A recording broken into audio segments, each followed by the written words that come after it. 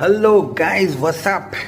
అంటే నాగ చైతన్య అండ్ శోభిత గారు ఇద్దరు ఎంగేజ్మెంట్ అఫీషియల్గా అయ్యారు. అండ్ నాగార్జున గారు ట్విట్టర్లో కూడా పోస్ట్ చేశారు ఫొటోస్తో సహా. ఇక్కడ పెడుతున్నాను ఫొటోస్ చూడండి. అండ్ యా, ఈ పోస్ట్ల కింద కొన్ని కమెంట్స్ ఉంటాయి కదా, చాలా ఇంట్రెస్టింగ్ ఉంటాయి.